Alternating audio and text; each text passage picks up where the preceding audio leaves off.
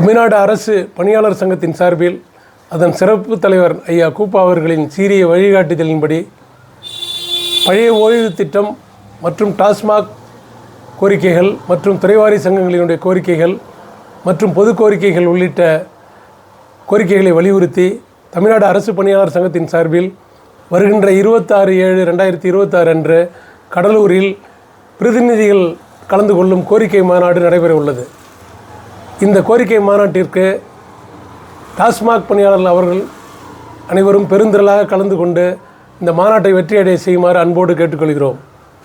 மேலும் கடந்த 23 ஆண்டுகளாக பணி நிரந்தரம், காலமுறை ஊதியமின்றி, குறைந்த ஊதியத்தில் நிறைந்த பணி சுமையில் பணியாற்றும் டாஸ்மாக் பணியாளர்களை புதிதாக பொறுப்பேற்றுள்ள இந்த அரசு அவர்களின் நீண்ட நாள் கோரிக்கைகளை உடனடியாக நிறைவேற்றி அவர்களின் வாழ்வில் சிறக்க வழிவகை செய்ய வேண்டும் என மாண்புமிகு முதலமைச்சர் அவர்களுக்கும் மாண்புமிகு துறை அமைச்சர் அவர்களுக்கும் தமிழ்நாடு அரசு டாஸ்மாக் பணியாளர் சங்கத்தின் சார்பாக வேண்டுகோள் வைக்கின்றோம்.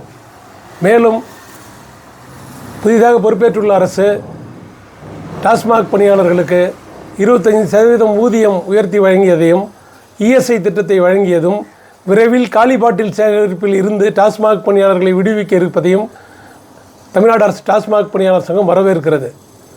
எனவே டாஸ்மாக் பணியாளர் அவர்கள் அனைவரும் தங்கள் கோரிக்கைகள் நிறைவேற வருகின்ற 26ஆம் தேதி நம் தாய் சங்கம் நடத்தும் இந்த மாநாட்டிற்கு கலந்து கொண்டு சிறப்பிக்குமாறு அன்போடு கேட்டுக்கொள்கிறேன். கு. சரவணன், மாநில ஆலோசகர், தமிழ்நாடு அரசு டாஸ்மாக் பணியாளர் சங்கம்.